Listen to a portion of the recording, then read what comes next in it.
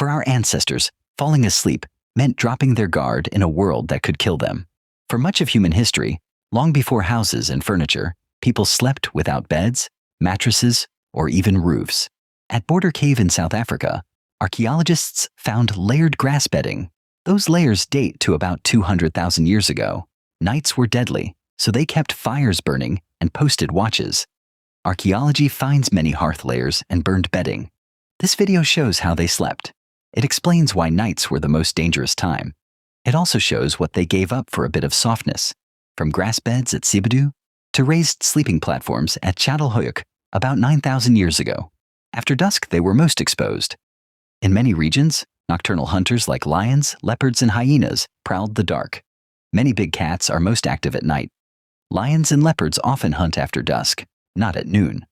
Across many Pleistocene sites, bone piles show two kinds of marks: stone tool cuts from people and tooth marks from animals. The same bones fed both. The marks tell two stories. People cut up animals. Other animals bit the bones. So sleep was a bet. For a few hours each night, their senses dulled, and a single mistake could be costly. For small mobile groups, the dark hours carried real danger. At Wonderwerk Cave in South Africa, Francesco Berna and colleagues found ash and burned bone in cave layers. Those layers date to about 1 million years ago. That shows ancient people kept fire inside shelters. 1,000 years ago. Wonderwerk. The burned layers show the fire was inside the cave. It was not a lightning fire outside. Quick thing before we go on. If you're enjoying this, like and subscribe to help us grow. Okay, back to it. The glow let them see at night.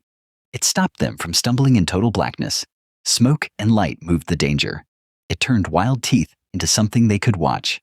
By 400,000 to 200,000 years ago, they built hearths at cave mouths and under rock overhangs.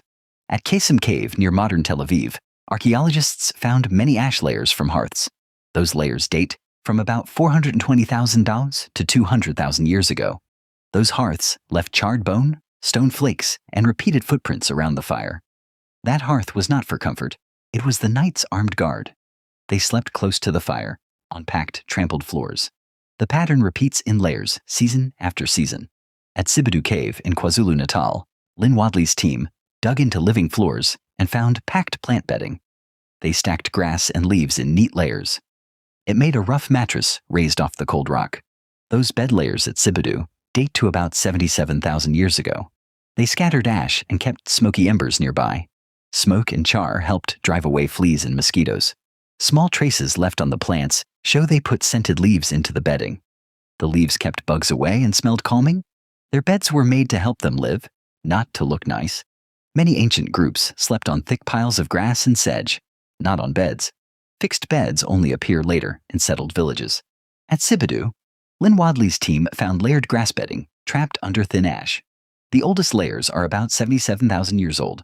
They mixed wood ash into the pile. Ash dries the grass and reduces fleas and lice.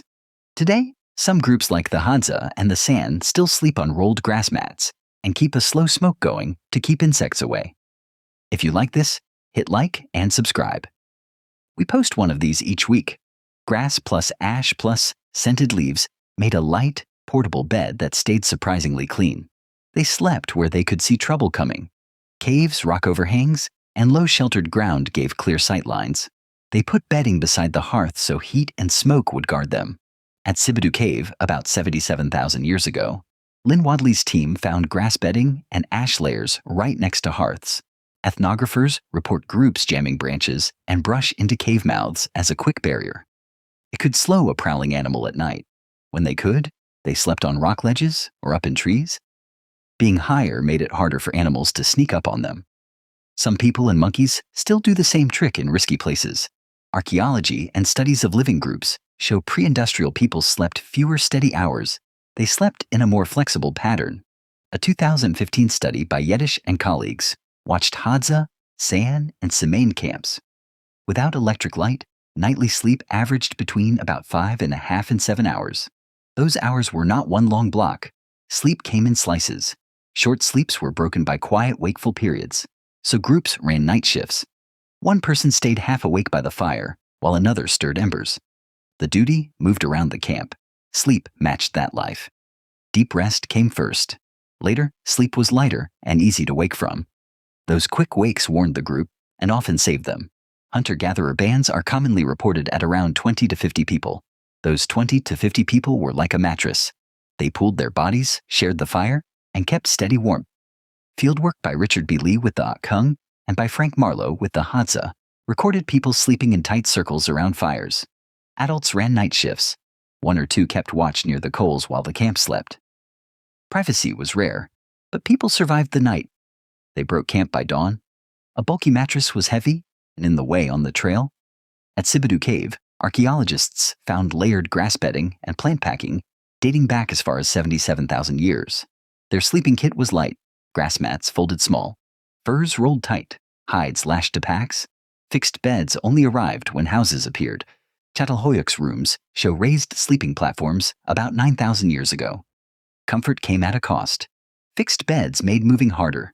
Moving kept them fed, warm, and alive. They accepted that trade-off. At Çatalhöyük, ancient people began building raised platforms inside houses for sleeping. Ian Hodder studied Çatalhöyük. He wrote about those built sleeping benches in excavation reports. Those platforms date to about 9,000 to 7,000 years ago. That is the early Neolithic. They were real furniture, fixed benches by the hearth where people sat, slept, and stored bundles. Settling down made furniture possible. That change rewired nightly risk.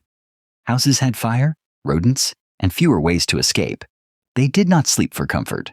They slept to keep the group alive through the night. Heat came first. A single hearth warmed bodies and the bedding around it. They piled grasses, leaves, and scented herbs into thick mats that kept insects away. Sleeping close to the fire made the camp noisy and watchful. One cough could wake everyone. Lyn Wadley found the bedding and ash pattern at Sibudu. It points to one thing. Bedding plus fire was a survival toolkit, not a display of status. That mattress, the light you leave on, the locked door, they come from 1,000 nights of choices. At Sibudu Cave in South Africa, about 77,000 years ago, people laid layered plant bedding and sprinkled ash under it. Archaeologist Lyn Wadley found people chose those plants on purpose. The bitter leaves kept lice and ticks away. If you like these strange links between our bodies and the Stone Age, subscribe. We publish this kind of primal history each week. Next, what hunted ancient humans in the dark? Watch that one next.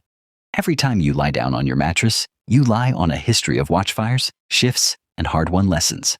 Stay primal. They turned sleep into survival. If that surprised you, like and subscribe. We unpack the small changes that rewired human life. Next, what did ancient humans do at night? It goes into watches, shared beds, and night danger. One last quick replay of the latter. And if this pulled you into the ancient world, do one quick thing. Like and subscribe to help us grow. 1 million years ago at Wonderwerk Cave, people kept fire beside where they slept. 77,000 years ago at Sibudu Cave, they layered plant bedding and ash into snug nests. 9,000 years ago at Çatalhöyük, people built raised plaster sleeping platforms inside houses.